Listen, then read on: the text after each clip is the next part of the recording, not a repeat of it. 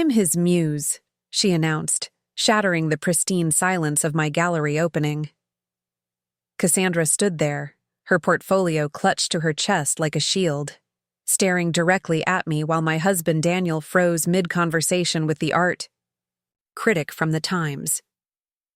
What she didn't realize was that by midnight, both their careers would be in ruins, and my revenge, served not cold, but with the precise timing of a master curator, would be complete. Conversation stuttered to a halt around us. The champagne glasses paused mid-air. My gallery, the culmination of 15 years of work in the cutthroat New York art scene, suddenly felt like a stage, and we were the unwilling performers in a tragedy I had orchestrated down to the last brushstroke. I smiled at her. This 26-year-old prodigy my 45-year-old husband had discovered 6 months ago. "Welcome to Visionary," I said, my voice carrying across the now hushed room. "I'm so glad you could join us for the unveiling." Daniel's eyes met mine, panic flickering across his face. He knew me too well, knew that my calm in the face of chaos always signaled a storm brewing beneath the surface. "Before we jump back in, tell us where you're tuning in from, and if this story touches you, make sure you're subscribed, because tomorrow I've saved something extra special for you." I'm Eliza Kincaid, owner of Visionary Gallery in Chelsea, Manhattan. For 15 years, I've built my reputation on discovering authentic talent, on seeing the truth beneath the artifice. Ironic, then, that I missed the deception happening in my own home, in my own marriage, or at least that's what Daniel thought. "Eliza," Daniel finally found his voice, setting down his champagne with a trembling hand. "I can explain." "No need," I replied, my voice carrying that same professional warmth I'd perfected for nervous artists and hesitant collectors. "Cassandra's work speaks for itself, doesn't it? Why don't you join me for the unveiling? After all, you've both played such integral roles in tonight's exhibition." Confusion crossed Cassandra's perfect face. She'd clearly expected tears, accusations, perhaps even a scene, not this invitation to center stage. Daniel knew better, though. I could see it. In the way his eyes darted around the room, seeking an exit strategy that didn't exist. "Ladies and gentlemen," I addressed the crowd of New York's art elite, collectors with pockets deeper than the Hudson, critics whose words could make or break careers overnight. Tonight's exhibition is special, not just because it marks Visionary's 15th anniversary, but because it tells a story about authenticity, about truth and deception in art, and in life. I gestured toward the large installation covered in black silk at the center of the main gallery wall. This centerpiece was a last-minute addition, inspired by recent revelations. Daniel stepped forward, his hand gripping my elbow. "Eliza, what are you doing?" he whispered, his voice strained with barely contained panic. I gently removed his hand. "Curating," I whispered back, before addressing the crowd again. "Art is about truth, even when that truth is uncomfortable. For 15 years, I've built Visionary on that principle." The room was completely silent now, the typical gallery murmurs extinguished by the tension thickening the air. I moved toward the draped centerpiece, my heels clicking decisively on the polished concrete floor. "As many of you know, my husband, Daniel, has been representing an exciting new talent," I continued, gesturing toward Cassandra, who stood frozen near the entrance, uncertainty replacing her earlier bravado. Cassandra Vale's expressionist portraits have taken the downtown scene by storm. Her raw emotion, her authenticity, has captivated collectors and critics alike. I paused, letting my gaze sweep across the room. Marcel Chen from Art Forum was already recording discreetly on his phone. Good. I wanted witnesses. "Authenticity in art is everything," I said, reaching for the edge of the black silk. "Without it, we're just trading in beautiful lies."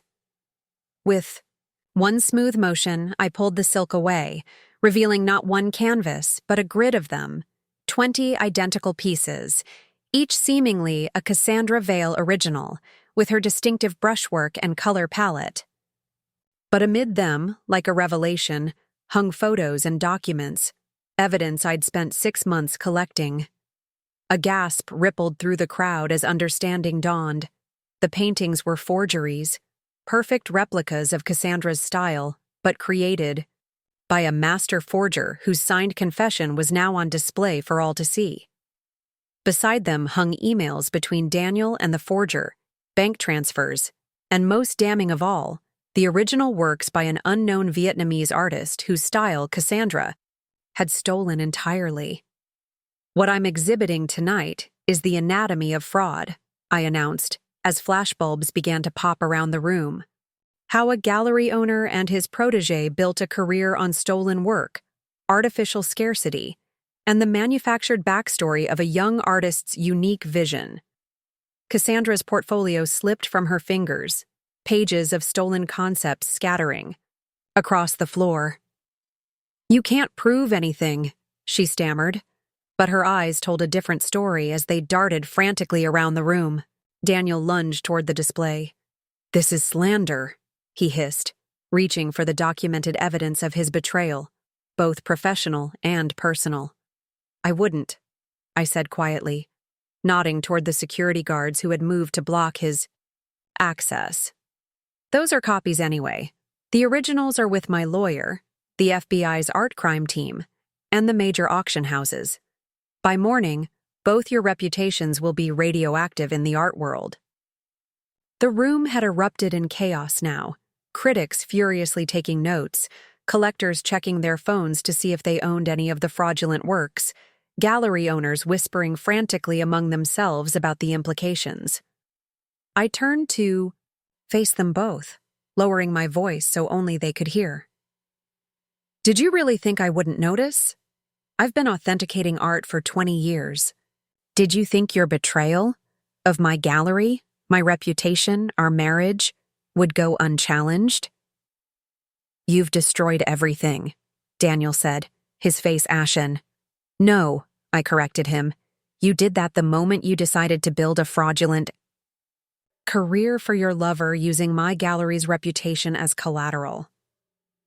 As security escorted them both out, Daniel shouting about lawsuits, Cassandra in tears, I turned back to the stunned audience with the professional smile I'd perfected over years of gallery openings. "Now, shall we view the authentic works I've actually curated for tonight?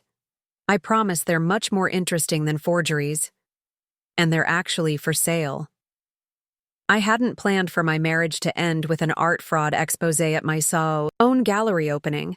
But then again, I hadn't planned for my husband to betray everything we'd built together either. The signs had been there for months. Daniel's sudden interest in discovering new artists without my input, the late nights at the downtown studio he'd rented, the growing distance between us that I'd initially attributed to the pressures of our expanding gallery business. When the first Cassandra Veil painting appeared in our satellite gallery 3 months ago, something had felt off. The work was powerful, yes, raw emotion captured in bold brushstrokes and unconventional color combinations. But there was a familiarity to it that nagged at me like a melody I couldn't quite place. "Where did you find her?" I'd asked Daniel over dinner that night, genuinely curious about this new artist he was so excited about. "Community art class in Queens," he'd said, not quite meeting my eyes. "She's worked as a waitress for years, painting in her spare time. Never had the confidence to show her work until now. Classic undiscovered talent." It was a good story. The kind that art collectors eat up with their overpriced wine. The undiscovered genius, the humble beginnings, the authentic voice emerging from obscurity. It was also, as I would discover, completely fabricated. The real story began to emerge when I spotted a similar style in an obscure online gallery featuring Vietnamese artists. Not identical, but close enough to raise questions. Questions led to investigations, investigations to discoveries, and discoveries to the devastating realization that my husband had orchestrated an elaborate fraud. Not just art forgery, but a complete fabrication of an artist's identity and body of work. Cassandra wasn't some untrained prodigy. She was a calculating opportunist with a minor in art history and a major in taking shortcuts. She couldn't paint the works attributed to her. Those were created by a talented forger Daniel had found, through his less reputable contacts in the art world. Her role was to be the face, the story, the authentic voice that collectors would pay premium prices to own. And Daniel? He was the mastermind, the manager, the lover who saw in Cassandra not just a bed partner, but a pathway to independence from the gallery, and the wife that had made his career possible. I discovered their affair almost by accident, dropping by the downtown studio unannounced with lunch one day. The studio was empty of artwork. Everything had been moved out the day before for a private showing, but not empty of evidence. Cassandra's lipstick on a wine glass. Daniel's watch on the bedside table of the small apartment attached to the workspace. A sketchbook filled not with preliminary drawings, but with notes about their plans, how they would gradually establish Cassandra's reputation, how they would leverage my gallery's credibility, how they would eventually break away to start their own venture once she was established. I left without letting them know I'd been there. Preparing and narrating this story took us a lot of time, so if you are enjoying it, subscribe to our channel. It means a lot to us. Now back to the story. The uneaten lunch abandoned on the studio workbench. That night, when Daniel came home late smelling of her perfume, I greeted him with a smile and questions about the private showing. He lied smoothly, mentioning wealthy collectors and significant interest. I smiled and nodded, already formulating my response. Not a confrontation, but a reckoning. Not an emotional outburst, but a meticulously planned unveiling of their deception, timed for maximum impact. It took me 3 months to gather everything I needed. The connections between Cassandra's supposed original works and the Vietnamese artist she was copying, the evidence of the forger Daniel had hired, the paper trail of money and deception. I worked silently, maintained my routine, gave them no reason to suspect I knew anything, all while planning the most important curation of my career, the Gallery of Betrayal. The morning after the explosive gallery opening, I sat in my sunlit kitchen sipping coffee and watching the story unfold across the art world. My phone hadn't stopped buzzing since dawn. Calls from major newspapers, art publications, fellow gallery owners, artists in our stable concerned about the implications for their own work. Forgery scandal rocks. Chelsea gallery scene. Red. The Art Forum headline. Visionary owner exposes husband's art fraud scheme, declared the Times. Art world power couple implodes amid accusations of fraud and infidelity, announced New York Magazine. I set down my phone and gazed out at the Manhattan skyline from our, now my, Tribeca penthouse. Daniel hadn't come home last night. According to my sources, he was holed up in a midtown hotel, fielding frantic calls from lawyers and the collectors who had already purchased Cassandra's fraudulent works. Cassandra herself had apparently fled to her actual apartment, not the manufactured downtown artist's loft featured in her promotional materials, but a surprisingly conventional Upper East Side doorman building financed by her very conventional investment banker father. The proletarian backstory, like everything else about her artistic persona, had been carefully constructed fiction. My lawyer, Catherine Wu, arrived precisely at 9, armed with a stack of documents and her characteristic efficiency. The FBI art crime team wants to meet this afternoon, she said, accepting the coffee I offered. They're very interested in the evidence you've compiled. This could lead to serious federal charges for both of them. And the gallery? I asked, though I already knew the answer. Your reputation is intact, enhanced even. You're being portrayed as the whistleblower who exposed corruption in your own house. The art world loves a scandal as long as you're on the right side of it. She smiled slightly. The fact that you're also the wronged wife adds a certain dramatic flair that the media can't resist. I nodded, unsurprised. I'd calculated that aspect of the exposure carefully. In the art world, narrative was everything. I had ensured that mine was clear, the principled gallery owner who valued artistic integrity above even her own marriage. Daniel's lawyer called, Catherine continued, her expression turning serious. He's proposing a settlement, his share of the gallery in exchange for you dropping the evidence that could lead to criminal charges. I laughed softly. He still doesn't understand what this is about, does he? I don't want his share of what we built together. I want the truth exposed. I took a sip of my coffee. Tell him I'll see him in court, both civil and criminal. Catherine nodded, making notes. The first collectors are already filing lawsuits against him personally, as well as his management company. The gallery itself is insulated, as you've never officially represented Cassandra or authenticated her work. Another happy accident, I murmured, though it had been no accident at all. I had deliberately kept Visionary Gallery from formally representing Cassandra, citing a desire to avoid the appearance of nepotism.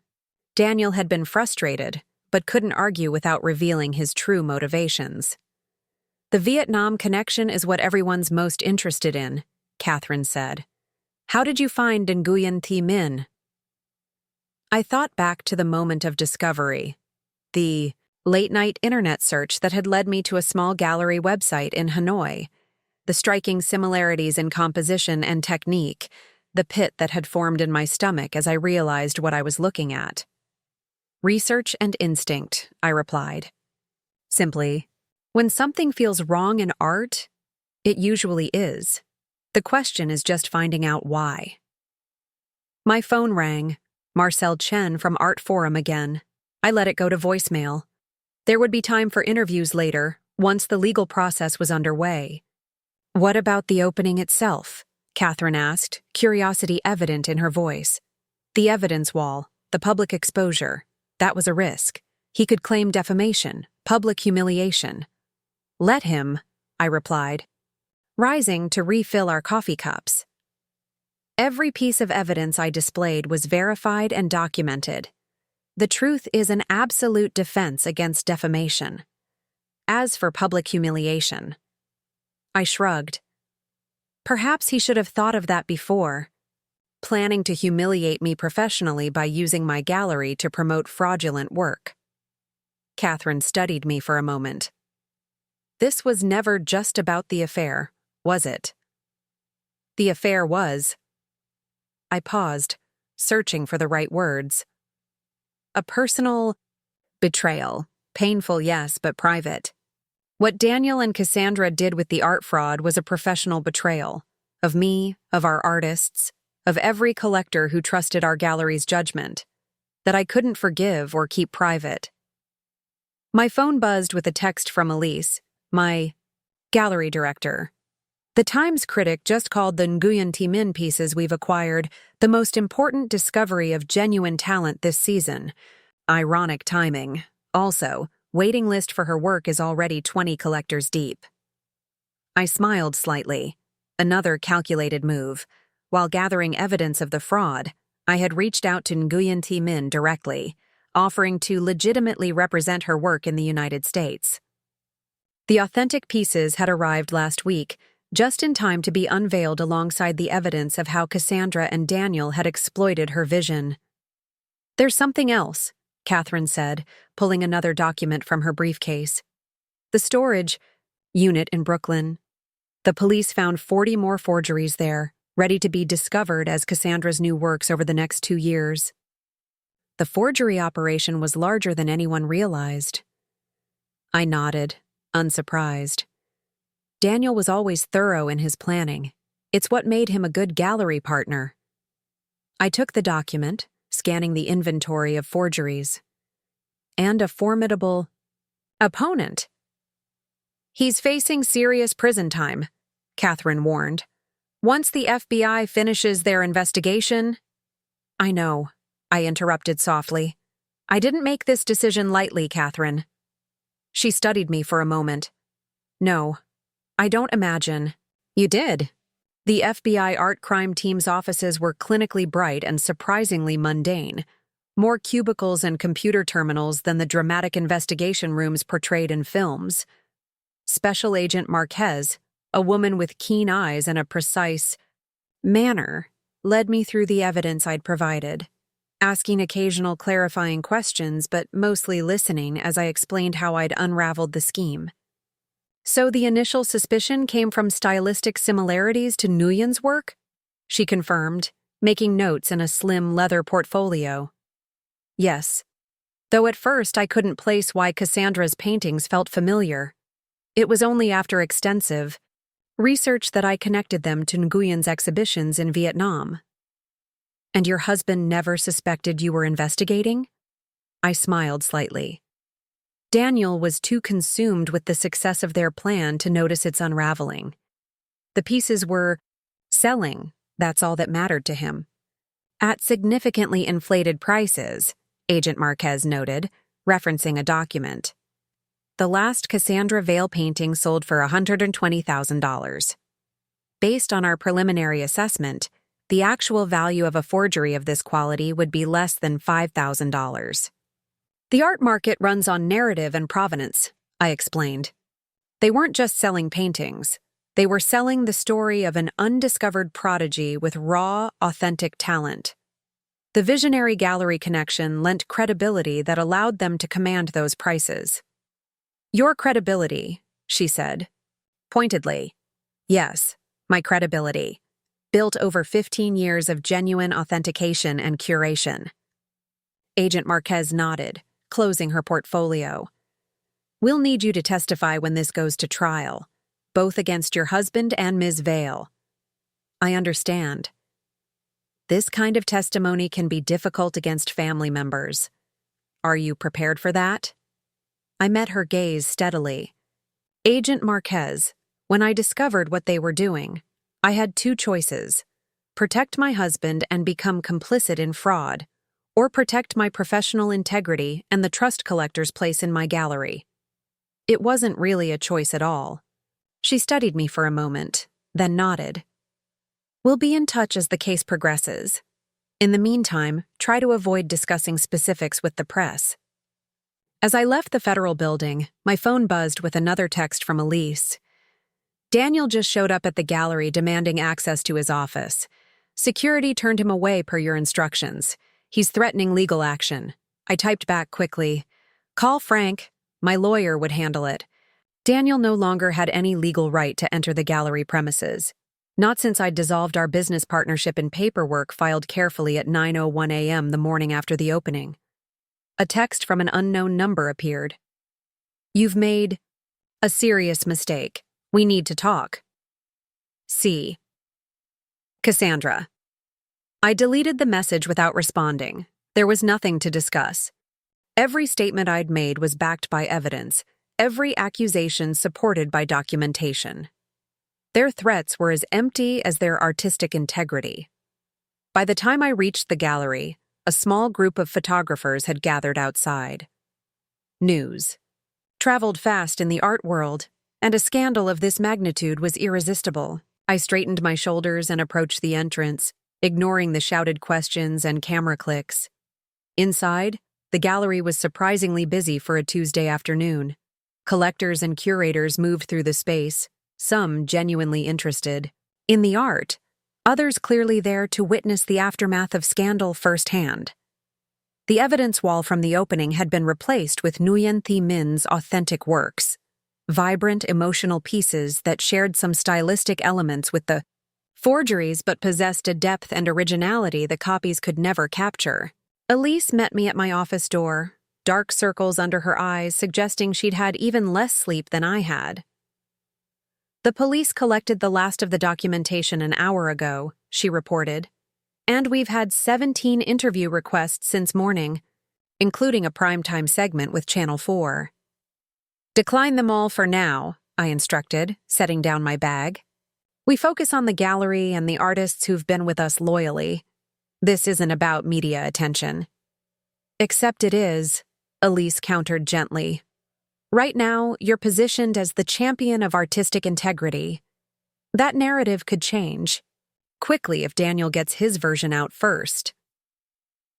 I considered this, recognizing the wisdom in her concern.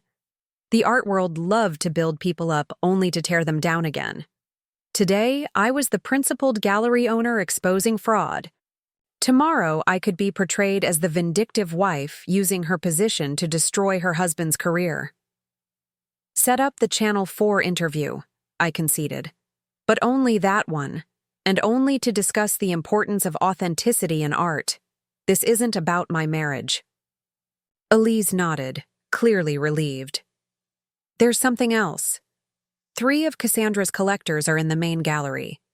They want to discuss authentication and restitution. I sighed. This would be the first of many such conversations. Wealthy, powerful, people who'd been duped into buying forgeries, now facing both financial loss and public embarrassment. Give me 5 minutes, then send them in. After Elise left, I moved to the window overlooking the gallery floor below. Visitors moved through the space, pausing before paintings and sculptures, engaging in quiet conversation. From this distance, it looked like any normal day at Visionary, the business of art appreciation continuing despite the human drama that had unfolded within these walls. My phone buzzed with another message, this one from Daniel. You've made your point. Now let's discuss a reasonable resolution before both our reputations are completely destroyed. I almost laughed at his presumption that this was a negotiating tactic, that I was just making a point, that his reputation wasn't already in shambles. Even now, he didn't understand the fundamental difference between us. I valued truth above comfort, integrity above relationship. It was why I'd succeeded in the art world where so many failed. I deleted his message just as Elise returned with the collectors, a hedge fund manager and his wife who'd purchased 2 Cassandra Vale paintings for their Southampton home, and a young tech entrepreneur who'd acquired one for his corporate headquarters as an investment. Mrs. Kincaid, the hedge fund manager began, his tone carefully modulated between respect and demand. I believe we find ourselves in an unusual situation. Indeed, I agreed, gesturing for them to sit, though not one of my creation. We purchased these works through your gallery, his wife interjected, her diamond bracelet catching the light as she gestured emphatically. No, I corrected gently. You purchased them through Daniel Kincaid Art Management, which operated independently from Visionary Gallery, as I'm sure your lawyers have already confirmed from the sales documentation. The tech entrepreneur leaned forward. Regardless of the technical arrangement, these purchases were made based on the reputation of Visionary Gallery. Your reputation. I understand your frustration, I said, maintaining a calm, professional tone. And while I'm not legally responsible for these sales, I am prepared to offer authentication services for any works you've acquired through my husband's management company. For pieces confirmed as forgeries, I can also provide expert testimony for your insurance claims or legal proceedings. That's it? The hedge fund manager asked incredulously. No restitution? No exchange? I can't offer financial restitution for transactions I wasn't party to, I explained. However, I am offering my professional services to help you recover your investments through proper legal channels. They left unsatisfied but somewhat mollified by my offer of expert testimony, which they would need for both insurance claims and lawsuits against Daniel. As Elise showed them out, my phone rang again. Daniel. After a moment's hesitation, I answered. Eliza. His voice was strained, lacking its usual confident tone. This has gone far enough. I disagree, I replied coolly. From the FBI's perspective, it's just beginning. Do you really want to see me in prison? A note of disbelief colored his words. After 15 years of marriage? What I wanted was a husband who respected me enough not to use my professional reputation to legitimize fraud. What I wanted was a business partner who understood that art is about truth, not deception. This wasn't about disrespecting you, he insisted. It was about creating something independent, something of my own. Something built on lies, I countered. Something that used my gallery's reputation as collateral without my knowledge or consent. The paintings sold, he argued. Collectors were happy. No one was getting hurt. Except the actual artist whose work was being stolen. Except the collectors who thought they were buying authentic art. Except me. I paused, controlling the emotion threatening to enter my voice. You weren't creating anything, Daniel. You were stealing. From Nguyen, from our collectors, from me. I'll sign over everything, he offered, desperation now evident. My share of the gallery, the apartment, all of it. Just tell the FBI you want to drop the charges. That's not how federal investigations work. They don't need my permission to prosecute art fraud. Eliza, please. His voice broke slightly. You know what the art world is like. If I go to prison for fraud, I'll never work in this industry again. You should have considered that. Possibility before you started forging paintings, I replied simply. Goodbye, Daniel. I ended the call and set down the phone, a strange calm settling over me. For months, I'd carried the weight of his betrayal, both personal and professional, waiting for the right moment to act. Now that it was done, now that the truth was exposed and the consequences were unfolding, I felt lighter somehow, unburdened. My intercom buzzed. Ms. Kincaid? There's a James Chen from Vogue here to see you. He says he's writing a feature on authenticity in the art market. I smiled slightly. The narrative was already shifting from scandal to substance, from the sensational details of a marriage's collapse to the more significant questions of artistic integrity and market transparency. Send him in, I instructed. I have quite a lot to say about authenticity. The Channel 4 interview took place in the gallery after closing hours, the camera crew carefully positioning lights to showcase both me and the authentic Nguyen Thi Minh paintings behind me. The interviewer, Sophia Gardner, was known for her incisive style and art world knowledge, exactly the person I wanted to help shape this narrative. Eliza Kincaid, thank you for speaking with us during what must be an extraordinarily difficult time, she began, her expression professionally sympathetic. Thank you for focusing on the substantive issues at stake, I replied. This isn't just about a personal betrayal, but about integrity in the art market. Let's start with the discovery. When did you first suspect that Cassandra Vale's work might not be authentic? I considered my answer carefully. Art authentication is both science and instinct. Something about the work felt derivative, though I couldn't immediately place why.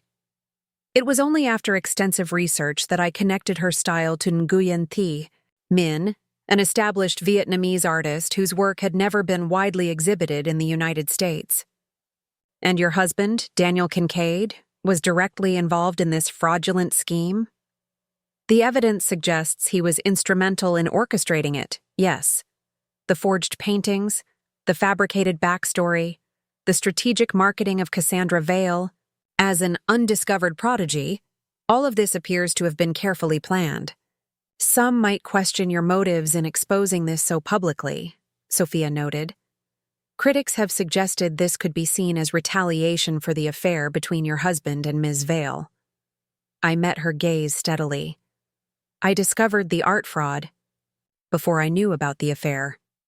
The personal betrayal was painful, certainly, but it was the professional fraud, the willingness to undermine everything I've built and stood for in the art world, that I couldn't allow to continue. You've been criticized for the theatrical nature of the exposure, revealing the evidence at your gallery opening with both your husband and Ms. Vale present. Why choose such a public forum? Art fraud isn't just a crime against individual collectors. It's a crime against artistic integrity itself. These forgeries weren't just stealing from buyers. They were stealing another artist's voice, vision, and opportunity. That kind of deception deserved to be publicly acknowledged and condemned. The interview continued for nearly an hour, covering the technical aspects of the forgeries, the market implications for collectors, and my decision to represent Nguyen Thi Minh's authentic work going forward. Throughout, I maintained the calm, measured tone I'd cultivated over years of navigating the often dramatic art world. As the crew packed up their equipment, Sophia approached me off camera. "That was remarkably composed," she observed. "Most people would be falling apart under these circumstances." I offered a small smile. "The art world trains you for upheaval. Success today, obscurity tomorrow. You learn to separate personal emotion from professional obligation." "And are you separating them?" I considered the question. "I'm allowing myself to feel the personal betrayal privately. But professionally, my responsibility is clear. To the artists we represent, to our collectors, to the integrity of the gallery I've built." She studied me for a moment. "Well, for what it's worth, the art world seems to be solidly on your side. Daniel and Cassandra's reputations are in tatters." As if summoned by her words, my phone lit up with a news alert. "Collector files 3 million, lawsuit against Daniel Kincaid and Cassandra Vale for art fraud." The first of many, I suspected. After the crew departed, I walked slowly through the darkened gallery, the spotlights illuminating only the artwork, Nguyen's vibrant canvases alongside the other artists we represented legitimately. In the quiet aftermath of the interview, the emotional reality I'd been holding at bay began to seep through my professional composure. 15 years of marriage, 15 years of building a life and a business together, all of it undermined by greed and deception. I paused before one of Nguyen's most powerful pieces, a swirling composition of color and movement that captured both hope and despair in the same brushstrokes. This was authentic art, born from genuine creative vision, not manufactured for market appeal. This was what I had dedicated my life to sharing with the world. My phone buzzed with a text from Catherine. "Judge denied Daniel's request to access gallery accounts. Assets remain frozen pending investigation." Another piece of the unraveling. Daniel would be facing not just criminal charges but financial ruin. The collector's lawsuits alone would bankrupt him, even if he somehow avoided prison time. I should have felt vindicated. Instead, I felt a complex mixture of satisfaction and sorrow, pleased that justice was being served, but mourning what had been lost along the way. Another text appeared, this one from a number I didn't recognize. "It wasn't supposed to end like this. I never meant to hurt you. D." A new phone number. He must have guessed I'd blocked his old one. For a moment I considered responding, asking him when the deception had begun, whether any part of our relationship had been genuine, how he had justified using my reputation to legitimize fraud. Instead, I blocked this number too. The time for those conversations had passed the moment he decided that my professional integrity was an acceptable casualty of his ambition. Tomorrow would bring new challenges, more collectors seeking restitution, more press inquiries, the continuing FBI investigation. But tonight, in the quiet gallery surrounded by authentic art, I allowed myself to acknowledge what had been destroyed, and what remained. My marriage was over. My professional reputation was not just intact, but enhanced.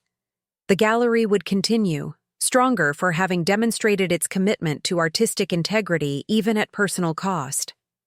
As I finally left the gallery, locking the door behind me, a light rain had begun to fall, softening the harsh edges of the city. I stood for a moment on the sidewalk, looking back at the illuminated visionary sign above the entrance. Vision. The ability to see clearly what others miss. It had made me successful in art authentication and ultimately saved me from being another casualty of Daniel's deception. I hailed a taxi and gave the driver my address, watching the gallery recede through the rain-streaked window. Tomorrow would be soon enough to continue building from the ashes of betrayal. Tonight, I would allow myself to mourn what had been lost, and to recognize that in exposing the truth, I had remained true to myself. 6 months later, I stood in the expanded visionary gallery space, overseeing the final preparations for our most ambitious exhibition yet, Authentic Voices, A Global Perspective. The show featured works from artists across 5 continents, including 6 powerful new pieces from Nguyen Thi Minh, who had flown in from Hanoi for the opening. The gallery had not just survived the scandal, it had thrived. Our commitment to authenticity had resonated in an art world increasingly concerned about provenance and legitimacy. New collectors had sought us out specifically because of our stance against fraud, and existing clients had deepened their relationships with the gallery. "The lighting on the southeast wall needs adjustment," I instructed one of the technicians.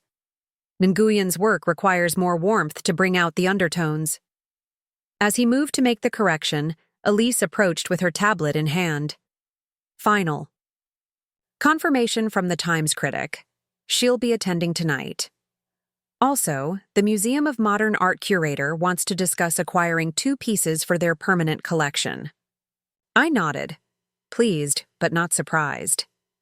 Nguyen's work had captivated the American art scene since its authentic introduction. Her unique perspective, blending traditional Vietnamese influences with contemporary expressionism, offered something genuinely new in a market often saturated with derivative works. "Has Nguyen's flight arrived?" I asked, checking my watch. "Her car just left JFK. She should be at the hotel within the hour." My phone buzzed with a news alert, something I'd become accustomed to over the past months as the legal proceedings against Daniel and Cassandra had unfolded in both criminal and civil courts. Art fraud case results in guilty plea. Daniel Kincaid faces up to 20 years. I set down the phone, a complex mixture of emotions washing over me. Finally, after months of legal maneuvering and delays, Daniel had accepted the inevitable. According to the article, he had agreed to plead guilty to multiple counts of art fraud, wire fraud, and conspiracy in exchange for his testimony against the network of forgers and corrupt dealers who had supplied the fake Cassandra veil paintings. "Eliza?"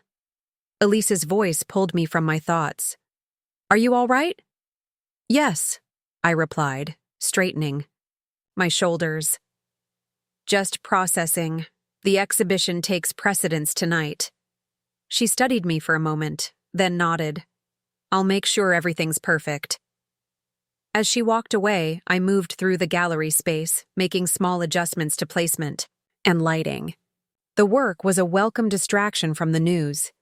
Tonight wasn't about Daniel or the fraud or the collapse of my marriage. It was about celebrating authentic artistic vision, exactly what Visionary Gallery had always stood for.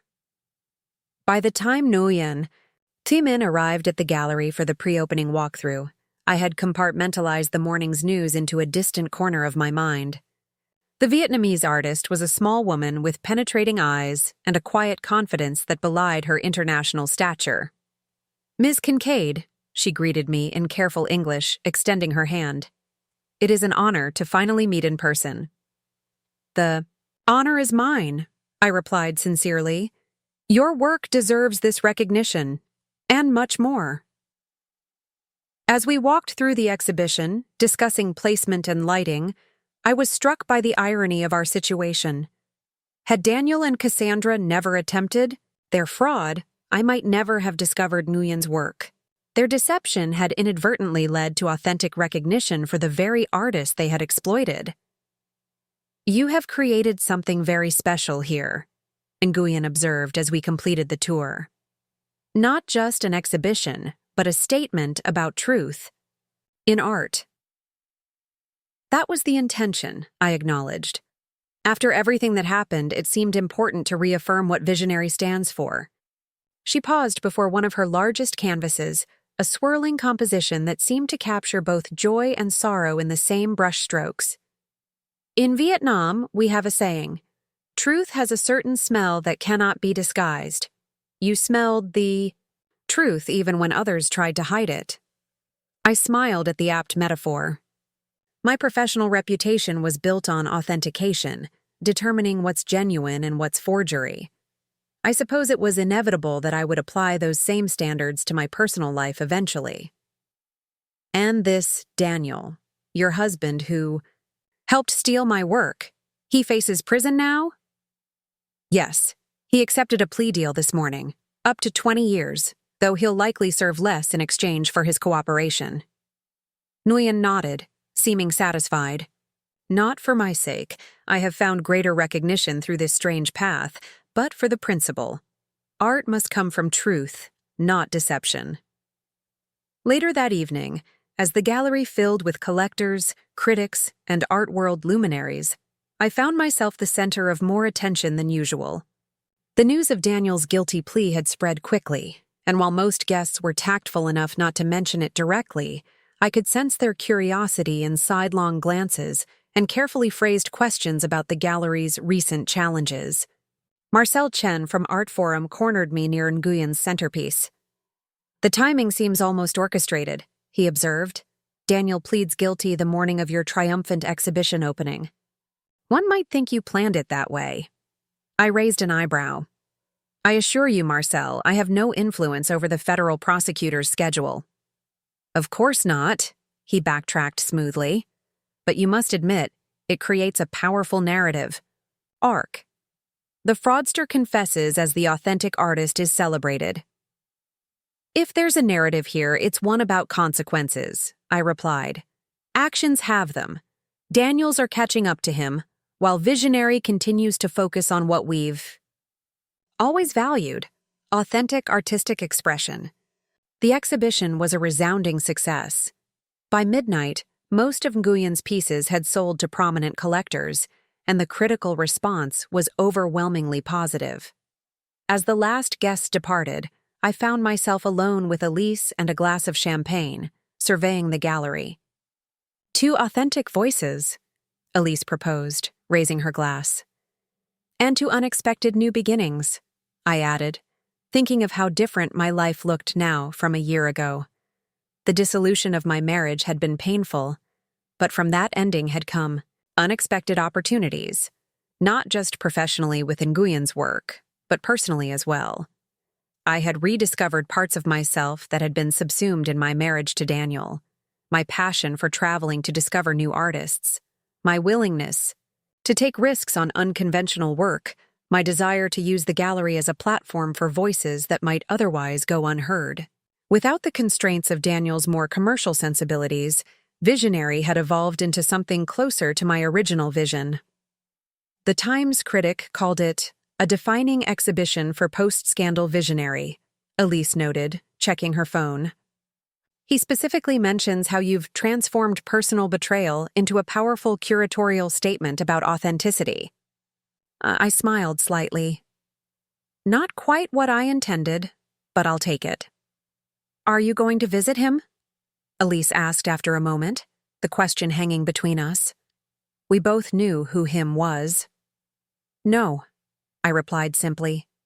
"There's nothing left to say that hasn't been said through lawyers and court documents. Closure doesn't always come from conversation," she agreed. "Sometimes it comes from just moving forward." And I had moved forward. The gallery was thriving. The expanded Chelsea space was already proving too small for our ambitions, and we were considering a second location in the emerging Hudson Yards area. I had recently closed on a new apartment in Tribeca, smaller than the penthouse I'd shared with Daniel, but more reflective of my personal aesthetic. As Elise left for the night, I made one final circuit of the gallery, pausing before each of Nguyen's paintings. In the hushed, dimly lit space, their vibrancy seemed even more pronounced, genuine emotion captured in pigment and canvas, authentic creative vision made tangible. My phone buzzed with a text from Catherine. "Sentencing hearing set for January 15th. Prosecution recommending 12 years based on cooperation. Call me tomorrow to discuss impact statement." January 15th, almost exactly 1 year from the night I'd discovered Daniel and Cassandra's betrayal. The symmetry wasn't lost on me. Would I deliver an impact statement at his sentencing? The thought had crossed my mind several times during the legal proceedings. What would I say to the court, and to Daniel, about the impact of his actions? How would I articulate the personal and professional damage he had caused? As I locked the gallery and stepped out into the cool night air, I realized I didn't need a courtroom to define my narrative. I had already written it, in the way I'd handled the exposure, in my refusal to be defined by betrayal, in the successful exhibition that had just concluded. My story wasn't about Daniel's deception anymore. It was about my own vision, for the gallery, for authentic art, for a life rebuilt on my terms. 1 year later, I stood on the balcony of my Milan hotel, watching the early morning light illuminate the city's ancient architecture. The art fair that had brought me to Italy was proving to be even more successful than anticipated. I'd discovered 3 promising new artists and sold several major pieces from Visionary's established portfolio. My phone chimed with an email from Elise. Nguyen's MoMA installation opens next week. Advance press is extraordinary. Also, the Hudson Yards space lease is ready for your signature when you return. I smiled, composing a quick reply. The past year had been one of remarkable growth for the gallery. After the initial scandal faded, what remained was Visionary's enhanced reputation for integrity and authenticity. Collectors trusted us implicitly, a rare commodity in an art world often clouded by questions of provenance and legitimacy. Another email arrived, this one from Catherine. Cassandra Vale's probation hearing scheduled for next month. She's requesting permission to work in arts. Education. Prosecutors are asking for your position. I considered this unexpected development. Cassandra had received a much lighter sentence than Daniel. Just 18 months, most of it suspended in favor of probation and community service. Unlike Daniel, she had no prior involvement in art, fraud, and had cooperated fully once caught, providing evidence that she had been, at least initially, manipulated by Daniel's more sophisticated understanding of the art market. The last time I'd seen her was across a courtroom during Daniel's sentencing hearing. She had looked diminished somehow, the confident artist persona stripped away to reveal a young woman who had made terrible choices in pursuit of shortcuts to success. After a moment's reflection, I typed, "No objection to arts education work, provided it doesn't involve authentication or valuation. Everyone deserves a second chance to contribute positively." I set down the phone and returned my attention to the Milan skyline. Daniel was now in his second year of a 12-year sentence at a federal prison in Pennsylvania. I had not visited, had not corresponded, had not engaged in any way beyond the minimum required for finalizing our divorce and the dissolution of our business interests. Sometimes, when a major success occurred at the gallery, or when I discovered a particularly exciting new artist, I would momentarily think of sharing the news with him, a reflexive impulse born of 15 years of partnership. But those moments grew increasingly rare as new patterns and relationships formed in my life. I had dated occasionally, though nothing serious had developed. My focus remained on the gallery's expansion and on my renewed passion for discovering authentic artistic voices around the world. This trip to Milan was part of an extended European tour.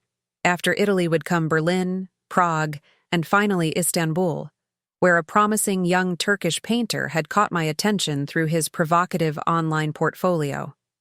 A knock at the hotel room door interrupted my reflections.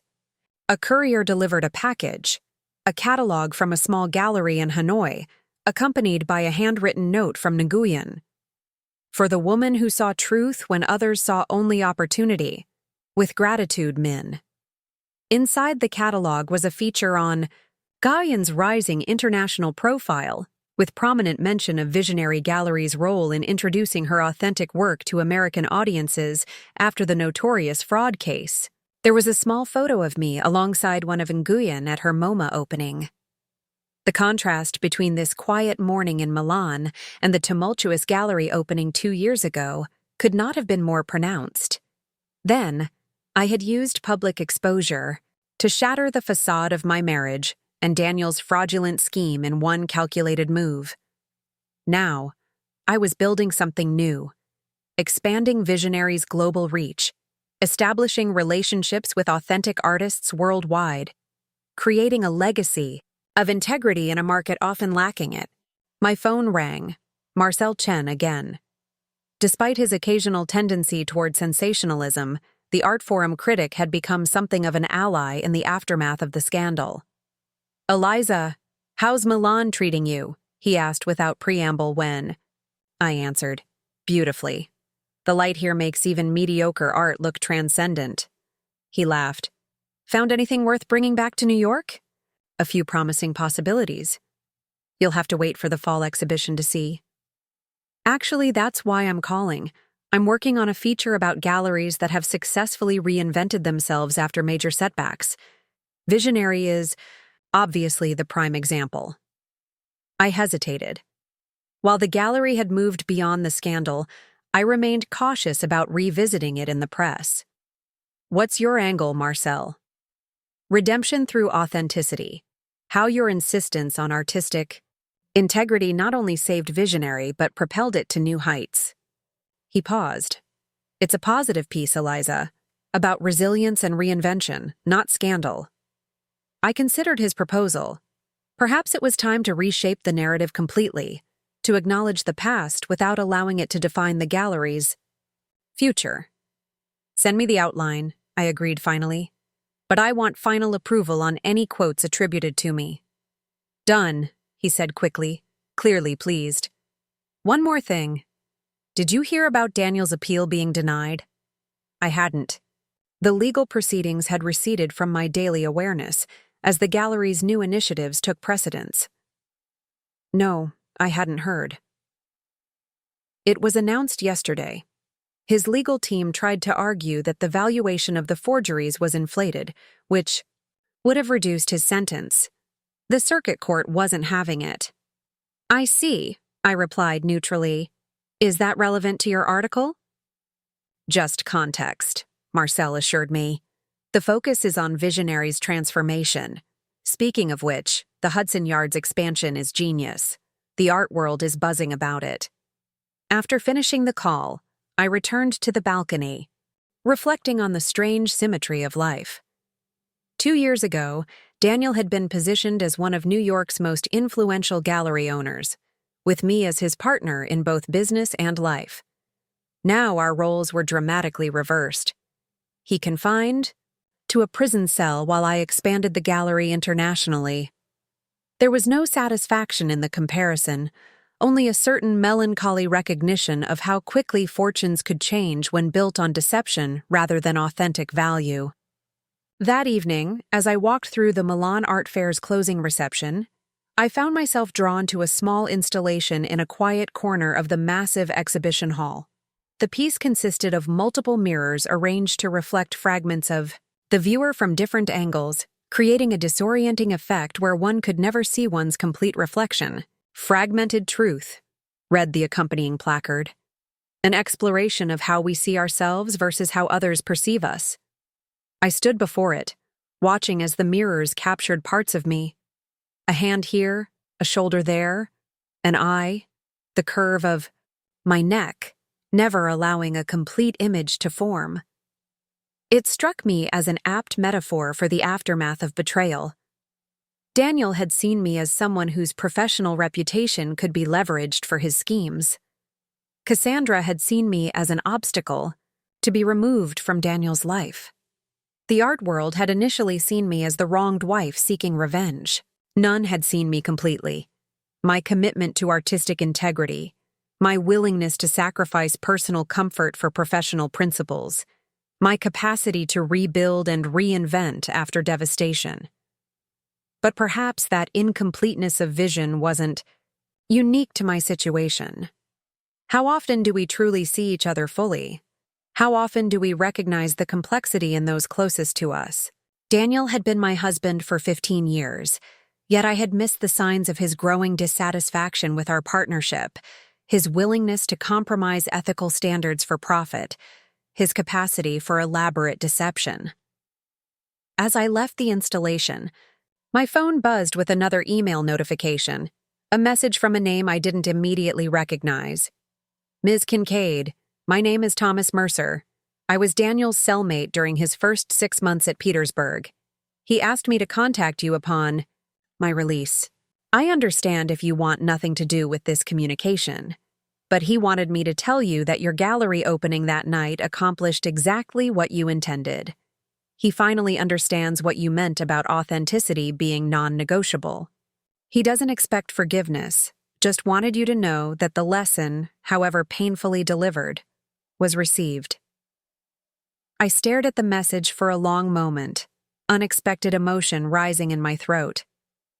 After all this time, all the legal proceedings, all the public exposure and professional consequences, this simple acknowledgement felt strangely significant. Not because I needed Daniel's validation or approval. I had long since moved beyond seeking either. But because it suggested that something authentic had emerged from the elaborate deception that had ended our marriage, a genuine recognition of the values I had always held sacred. I saved the email without responding. Perhaps someday I would reply, but not now. For now, it was enough to know that the truth had finally been acknowledged, even if it had taken public humiliation and a prison sentence to achieve it. As I returned to my hotel, the Milan evening settling around me like a velvet cloak, I felt a sense of completion that had eluded me even after the legal proceedings concluded. The circle that had begun with betrayal at my gallery opening had closed with this simple acknowledgement of understanding. Tomorrow, I would fly to Berlin to meet with gallery owners interested in partnership opportunities. The day after, Prague awaited with its emerging contemporary art scene. Life continued to unfold in new and unexplored directions, no longer defined by what had been lost, but by what was being created. Daniel had brought his mistress to my gallery opening, thinking it would mark the end of one story. Instead, it had become the beginning of another, one in which authenticity triumphed over deception, and truth, however painfully revealed, ultimately prevailed. 5 years later. The Hudson Yards location of Visionary Gallery hummed with activity as final preparations for our anniversary exhibition reached completion. 5 years of vision, authentic voices in a digital age, would open tonight, showcasing the work of every artist we had introduced to the American market since the expansion. The lighting on the north wall needs adjustment, I instructed, watching, as the technicians made the correction. And let's move the Chen sculpture 2 feet to the left for better circulation flow. Elise, now my full partner in the gallery, nodded in agreement. Perfect. The Times photographer will be here at 4 to capture the installation before the opening. The past 5 years had transformed Visionary from a respected Chelsea gallery to an international presence in the art world.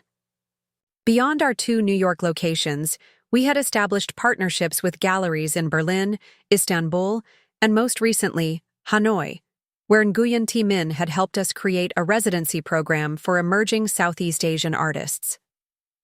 My phone buzzed with a message from our Berlin partner. Congratulations on 5 extraordinary years. Wish I could be there tonight. The Beckman paintings arrived safely. Exhibition preparations underway. I smiled, thinking of how naturally the expansion had unfolded once I embraced a truly global vision for the gallery. The betrayal that had seemed so devastating had ultimately freed me to pursue artistic connections I might never have explored, while navigating the compromises of my marriage to Daniel. Package for you, Elise said, handing me a small parcel that had arrived by courier. Looks like it's from Hanoi. Inside was a miniature painting no larger than my palm, one of Nguyen's distinctive landscapes, accompanied by a note. For the woman who taught me that sometimes exposure, however painful, leads to truth. With gratitude for 5 years of authentic vision. I placed the small painting on my desk, touched by the gesture. Nguyen had become not just our most successful artist, but a close friend and collaborator. The fraud that had initially connected us had evolved into a genuine creative partnership that had benefited us both immeasurably. "Have you seen the Times profile?" Elise asked, pulling up the article on her tablet. The headline read, "From Scandal to Standard Bearer, How Eliza."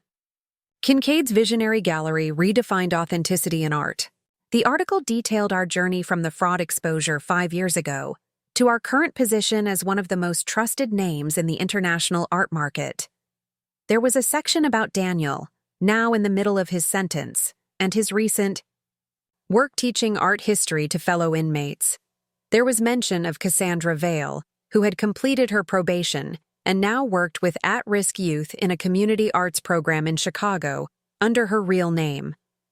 But these were footnotes to the main narrative, the story of how Visionary had pioneered new standards for provenance verification, artist representation, and global collaboration in an increasingly complex art market. "They didn't mention your engagement," Elise noted with a slight smile. "I asked them not to," I replied, twisting the sapphire ring on my finger. "Some things deserve privacy." My relationship with Robert, a restoration expert I'd met during a museum collaboration 3 years ago, had developed slowly and cautiously. Unlike Daniel, he had no interest in the business side of art. His passion was purely for preservation and authenticity, for maintaining the integrity of creative works across centuries. Our engagement was recent, quiet, and entirely separate from the public narrative of Visionary Gallery. We had both been shaped by previous betrayals and had found in each other a shared commitment to transparency and truth. The final preparations for the opening continued around me as I retreated to my office to review the evening's speaking points. The exhibition would feature work from over 30 artists across 5 continents, each one selected not for market potential, but for authentic creative vision. A notification appeared on my computer screen, a news alert mentioning Daniel. I hesitated before clicking it, my instinct to maintain separation from his continuing story momentarily at war with natural curiosity. Former gallery owner Daniel Kincaid granted early release for good behavior and cooperation. I scanned the article quickly. After serving 7 years of his 12-year sentence, Daniel was being released next month. His cooperation with ongoing investigations into art fraud networks had been cited as a factor in the early release decision, along with his exemplary conduct and educational contributions within the prison system.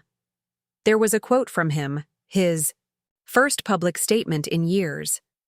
"I accept full responsibility for the fraud I perpetrated and the trust I betrayed, both personally and professionally.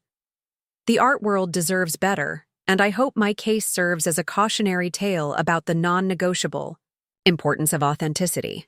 I closed the article, surprised by my lack of emotional response. 5 years ago, news of his early release might have triggered anger or anxiety.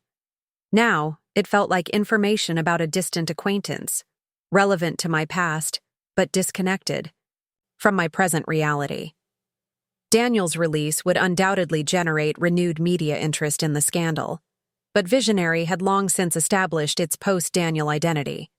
Whatever he chose to do upon release, whether return to the art world in some capacity or pursue a completely different path, would have no bearing on the gallery's trajectory. "Eliza?" Elise appeared in the doorway. "The caterers need final approval on the placement for the reception." I followed her back into the main gallery space where the exhibition had taken its final form, a carefully curated journey through diverse artistic perspectives, united by their authentic vision. Each piece represented a genuine creative voice. Each artist had been selected based on the integrity of their work, rather than market trends or commercial potential. This was what I had always wanted Visionary to be, before Daniel's commercial. Sensibilities had pulled us toward safer, more marketable choices. The betrayal that had seemed so devastating had ultimately freed me to pursue the pure curatorial vision I'd started with. "It's perfect," I told Elise, surveying the completed installation. Exactly what I envisioned. As the opening reception began that evening, I found myself surrounded by artists, collectors, and critics who had witnessed Visionary's transformation over the past 5 years. The gallery hummed with conversation and appreciation as guests moved from piece to piece, engaging with the diverse artistic expressions on display. Marcel Chen approached, champagne in hand. Extraordinary exhibition, Eliza. You've truly redefined what a contemporary gallery can be. Thank you, Marcel.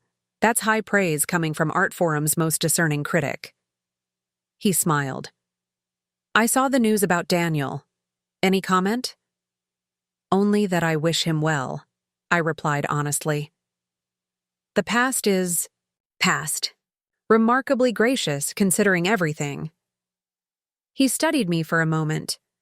You never published that impact statement at his sentencing. I always wondered what you would have said. I considered his implicit question. What would I have said? To Daniel, given the opportunity to articulate the impact of his betrayal. What words could have possibly captured the complex reality of deception, exposure, and ultimately, reinvention? I didn't need to make a statement, I told Marcel. The gallery's success speaks for itself. Later that night, as the last guests departed and the exhibition stood in silent completion, I took a final walk through the space. Each piece represented a connection forged in the aftermath of betrayal, artists I might never have discovered, had I remained in the comfortable but constraining partnership with Daniel. My phone buzzed with a message from Robert. Exhibition looks stunning in the Times photos. Can't wait to see it in person tomorrow. Proud of you. I smiled, typing back a quick reply before slipping the phone into my pocket.